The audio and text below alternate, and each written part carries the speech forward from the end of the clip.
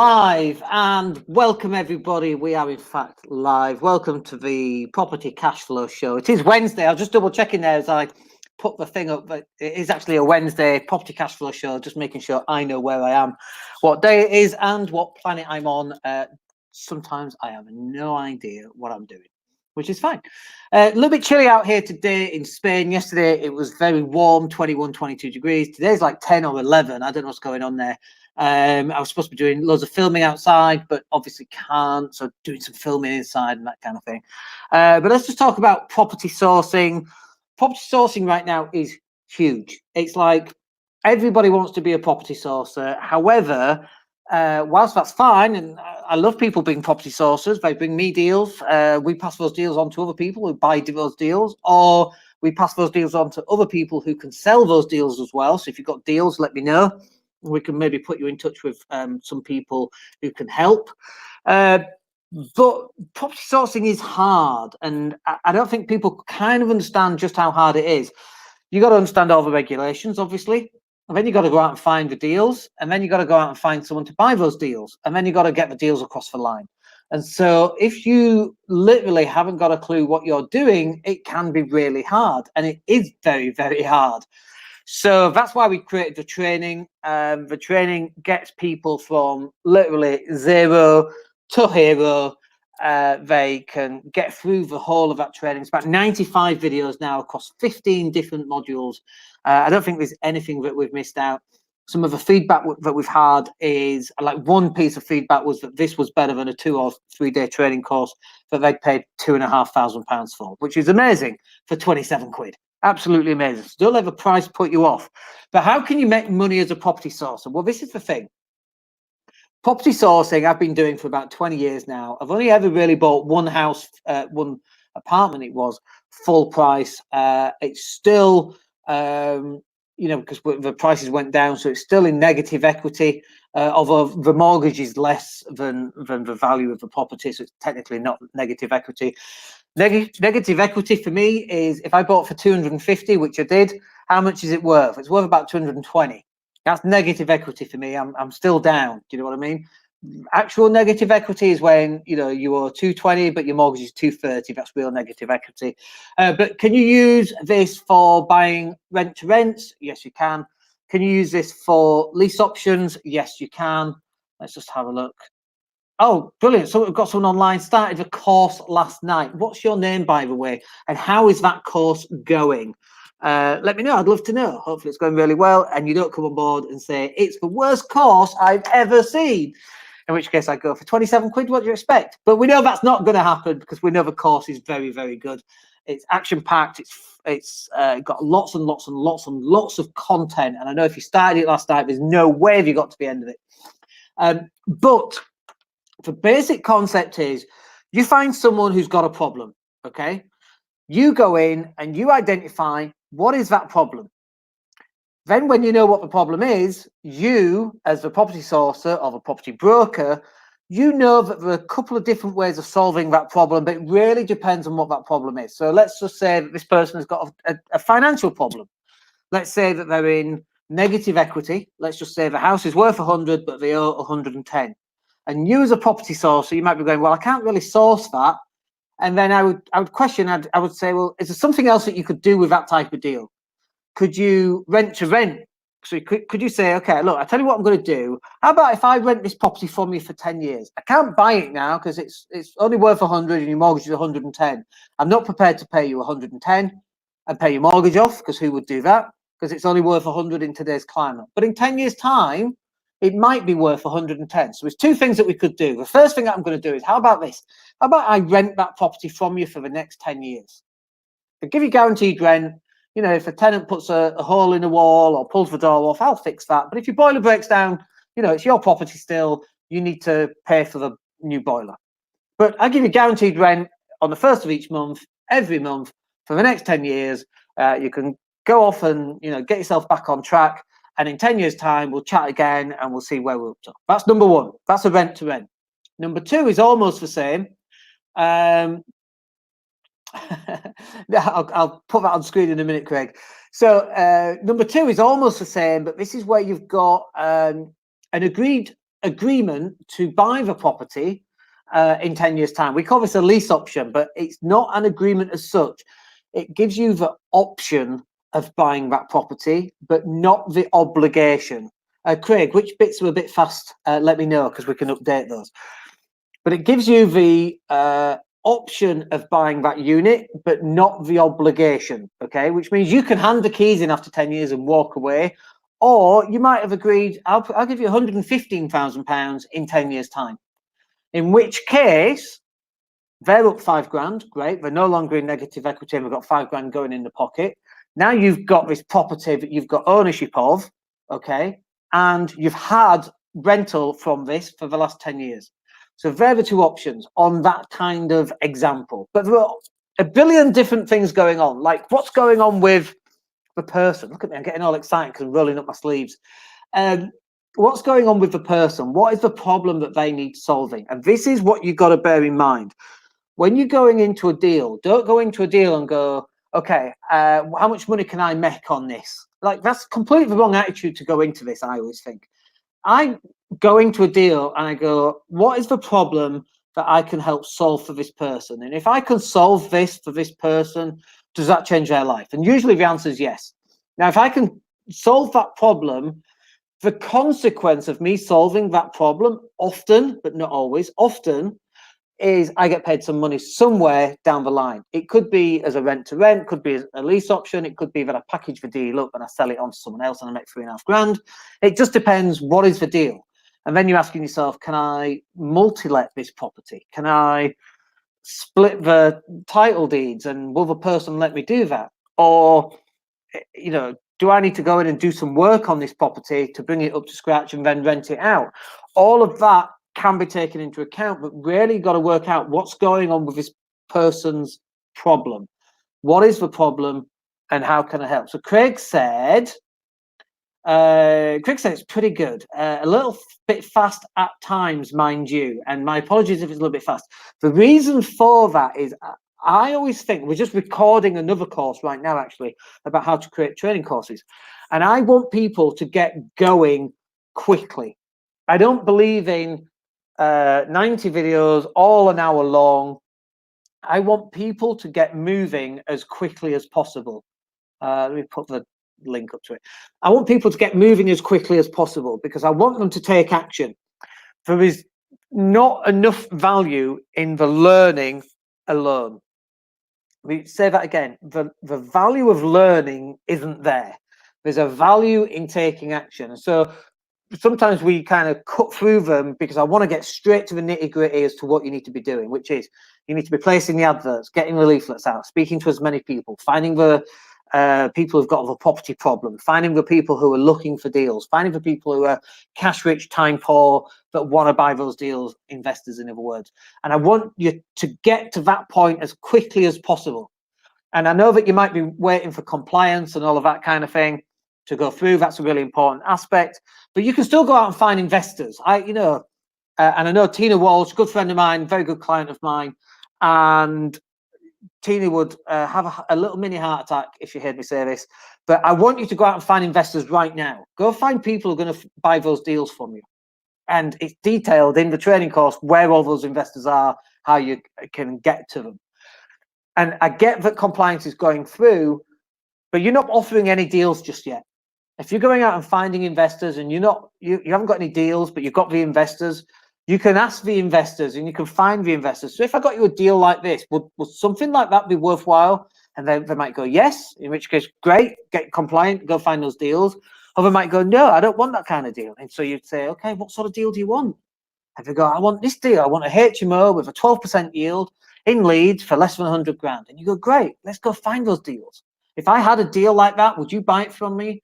The price would be 3.5 grand or 1,500 quid or 500 pound or however, wherever you are in terms of your experience. Like if you're a beginner, knock it out for 50 quid just to get the experience in. And they might go, yes. And you go, great, let's do this. And like you could take a 500 pound holding fee from them and it goes into escrow, which means it's held by a solicitor for 6 months. And if you don't find them a deal in 6 months, they get it back. But if you do find a deal, like, you know that they're actually serious because they've already coughed up 500 pounds. I find it's in an escrow, so it's with a solicitor, so it's not your money yet. It's being held by a solicitor. But something like that would work wonderful. There's so many different options on finding deals, on getting started. And I know that there are plenty of barriers to entry in this industry, but there's only barriers to entry once. That's why it's called a barrier to entry.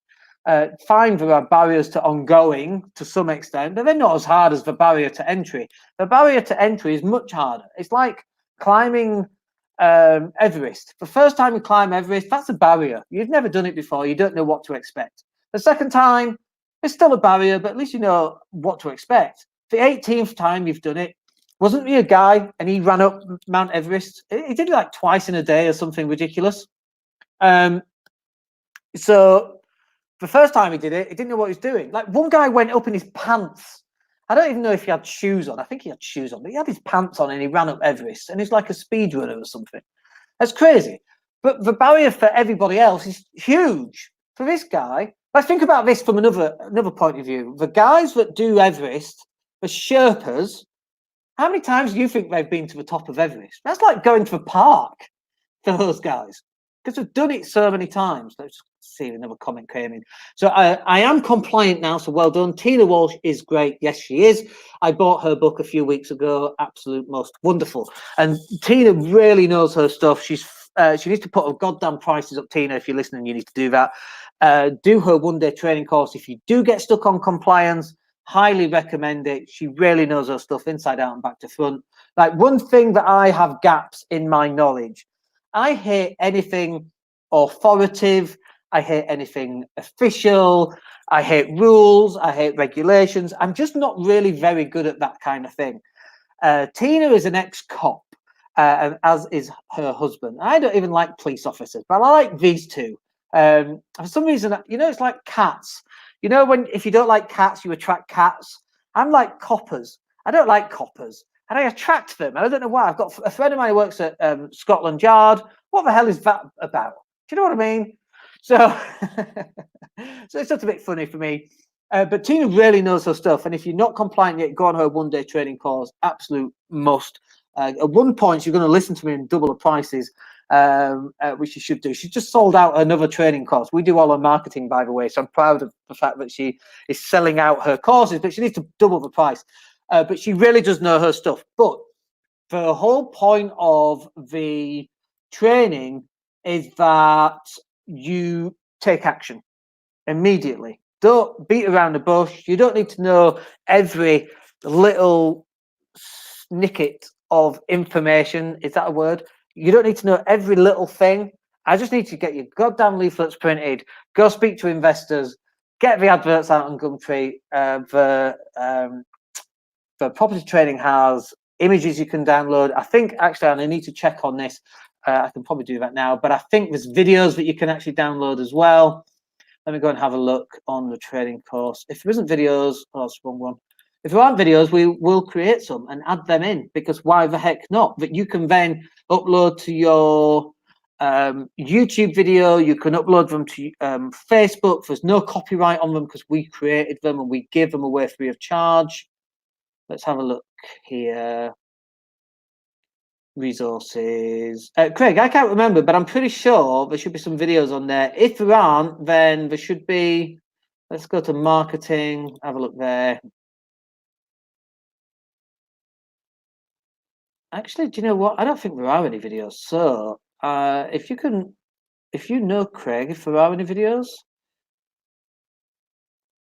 So first of all, someone's saying, I'm doing Tina's one-day course this very Saturday in Kettering. Wonderful. Tell Tina to double her prices, will you? Tell her Dan said on one of his Facebook Lives to go double your prices. She will appreciate that. I'm just looking, and it looks like in the course there are not videos for you guys to download. So we're going to change that. We're going to go get a whole bunch of videos, like 5 to 10 videos. And if you're enrolled on the course, you can just download those and you can just simply go and access those, upload them to YouTube and Facebook and Twitter, put them on your page, put them wherever you want. And so that's what we're going to do for you. We'll have that as an extra bonus, 10 little videos to be downloaded. I'm pretty sure they're on there. After this session, I'm going to go and actually have another look at that because they really should be on there. And if there's anything else that's missing on there, by the way, let me know. We can update that as well. We've got deal packaging templates, business card examples, non-disclosure agreement, property calculator. That's all in there. Systems, outsourcing. Honestly, can't find the videos. So let's get those done and uploaded. So in terms of how difficult this is, once you get your compliance done, so the two aspects of difficulty here. The first aspect of difficulty is where you're going to find deals from, and we detail all of that on the training course, of course. But this is the key. There's like this unwritten stuff that's not in a training course. I do talk around it in the mindset aspect. And it's this idea of it's hard work, first of all. Knowing then that it's hard work, you should keep going until you succeed. And most people keep going until they get tired, and therefore they don't succeed. And whenever I've come across obstacles and things that I found difficult to overcome, I've got around them by doubling up the effort, tripling up the effort, quadrupling up the effort, increasing the amount of content that's gone out. So think about this. If I need to put out 1,000, let's rephrase it. If I have to put out 100 pieces of content in order to get some level of engagement, okay, great. So 100 pieces of content equals 1 piece of engagement. So put out 1,000 pieces of content. Now you're going to get 10 pieces of engagement. And by the way, the more content you put out, you get lower returns. But most people are not even anywhere near it. Most people are putting 4 pieces of content out a week. Like, you know, it should be 10 pieces of content a day. Okay, you've got to be putting out so much stuff. And it's the same with your leaflets. If you're just dropping 1,000 leaflets, and I've had this conversation with clients who are coaching clients, and I go, how many leaflets have you dropped? Well, I've dropped 1,000. Oh, okay, great. Is that today? No, that's this week. It's Sunday today. What are you doing? Yeah. Well, I'm going to drop another 1,000 next week. I'm like, dude, you ain't closing any business dropping 1,000 leaflets. That's just not how this game works.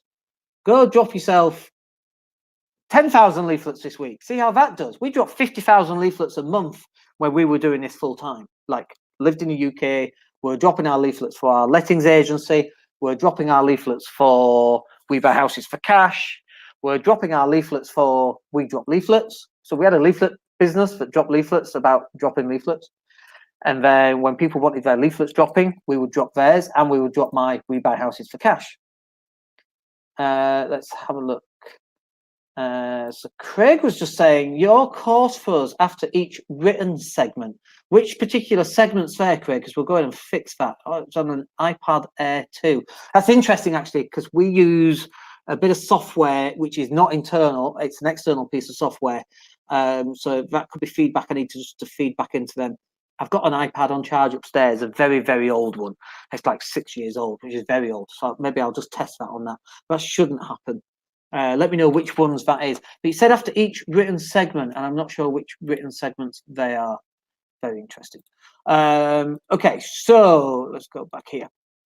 So it is hard. You've got to double up what you're doing. You've got to put in the effort. It's like to move a boulder. It takes more energy to move the boulder, to get it moving, than it does to keep it going. And so we call that momentum. Okay. So when you're dropping out your leaflets, and it is hard, and you're paying somebody else, it gets much easier, but they find it hard. So you have to inspire them and motivate them and give them a bonus if you get a deal. You've got to keep that going. You've got to keep the adverts going out. So you place 1 or 2 every single day and get into habit of doing it. So like every Friday, I have a non-negotiable. I play basketball every Friday. I've played it throughout the year, throughout winter, and obviously it's in Spain, so it's a lot drier, but I've literally played it every Friday, except when I've not literally being here in Spain. That is a non-negotiable part of my weekly routine, basketball on a Friday. It should be part of your non-negotiable routine to drop the leaflets, to place the adverts, to do the videos, to do the recordings, to speak to people, to attend every networking event, to go to the Chinese takeaway and put up your advert. These are the non-negotiables. And if you're not doing these, you're not going to be successful. And if we were to talk about how many times does Michael Jordan have to shoot a free throw in order to be excellent at free throws. He's like a 90% free throw shooter. I think Mark Price best ever was like 91.2, something like that. But to get to be the best ever, how many free throws at the free throw line do you think these guys have to shoot in order to be excellent, top of the game, better than everybody else? 100, 1,000, 100,000, a million? That's just in a year. Do you know what I mean? You need to be performing at this level. Craig's just going to send us some screenshots of where it's freezing. Thank you for that, Craig. I appreciate that. But in order to be excellent, like we're talking about Kobe Bryant and the Mamba mentality. You put the work in and you continue putting in the work until you get the results that you want. So this is nothing to do with the mechanics of dropping leaflets and what should go on the leaflet and all this extra stuff. This is to do with mindset. The mindset of a champion is one where they simply do not give up. They never give up. They just keep going and going and going until they get the result that they want. Most people have not got that mindset. Most people keep going till they get tired and then they give up and then they go, no, not for me. It doesn't work. What's the point? This is how you make money as a property sourcer. It's not the dropping of leaflets. It's not the placing adverts online. It's not the networking events. They're all little subsections and you have to do all of them. But ultimately, it's not that. It is this Mamba mentality of never, ever giving up, of working until you get the result that you want. And when you get the result and when you get your first couple of wins, and the wins really help. That's why we always suggest, your first deal, just knock it out for 500 quid, get one across the line, build that confidence up. When you've got the confidence up and you go do another 10 at full price, it was worth not paying, not getting full price on that first one just to get that confidence up. That confidence gets sky high. And so we get these little wins, we call them little victories, as you continue to take action and you get these little wins. And don't discount them. Well, it's not a deal. I got a phone call from a vendor, but no, I didn't go anywhere. That for me, like the fact that it didn't close for whatever reason, like you went all the way up to the edge of where you could have gone on that deal. The only thing that you didn't get was money. But you got everything else. You just didn't get paid in money. You got paid in experience. You got paid in confidence. You got paid in knowledge that what you're doing are actually working. So these little victories, don't discount these. These are really, really important because these are the signposts that you're on the right way, that you're heading in the right direction. Assume property sourcing is very, very hard. If you do that, you'll be on the right assumption. And knowing that everybody else is going to give up when they get tired, you keep going because you're too stubborn. I call it the Forrest Gump effect. Forrest Gump, bless him, was too stupid to know a thing couldn't be done, so he just went and did it. That's the whole concept of that film. At least that's what I took from that film. If you can have the same mentality, you just keep going and going and going. You cannot fail with that mentality. Okay? You either give up or you die. They're the only two things that are going to happen there, or you succeed. And then when you succeed and you see all these other people failing, you know the secret sauce then. You know what's going on. And the secret sauce is that you keep going. All right, that will do us for today. Hope that's useful for you. We are live in the Mastermind group on Friday. And have I got a link for a Mastermind group? I thought I had, but I haven't. But it's daniellatto.co.uk/mastermind. Come and join me in that. If you've got any questions, you can ask them in there as well. Hope you enjoyed today's show. We'll catch up with you on Friday. Have a great rest of the week, and we'll speak to you soon. Take care.